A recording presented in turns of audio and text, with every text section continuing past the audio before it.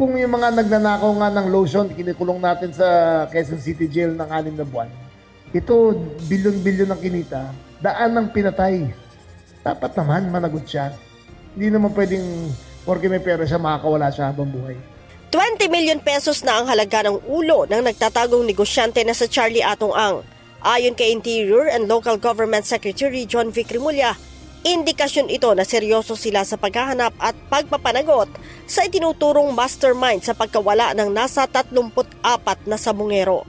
Kung pumatay ka ng 100 tao at may bilyon-bilyon kong pesong pera nakatago at kala mong hindi ka accountable sa batas, may darating rin yung araw mo. Darating rin yung araw mo. Kailangan harapin mo yung ginawa mong mali. Napakarami niyang pera. Napakarami niyang pinatay. Napakalaki ng kinita niya. Siguro naman, in the interest of justice.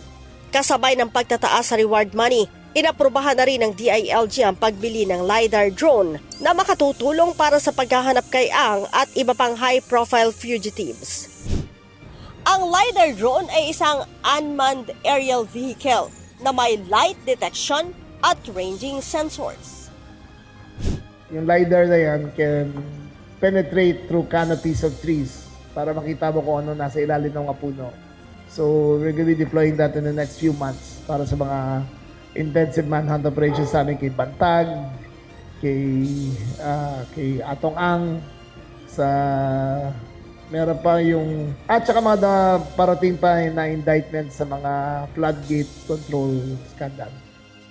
Naniniwala naman si Secretary Rimulya na nasa bansa pa rin si Ang. Taliwas ito sa sinasabing nasa Cambodia ang negosyante. Kanina, naglabas ng panibagong warrant of arrest ang Regional Trial Court Branch 29 ng San Pablo City, Laguna, laban kay Ang at 5 pang akusado sa missing sabungero case. Para ito sa kasong kidnapping at serious illegal detention na kapwa itinuturing na non-bailable offenses. Sa kabuuan, nasa 3 warrant of arrest na ang inilabas ng iba't ibang korte laban kay Ang at sa mga co-accused nito.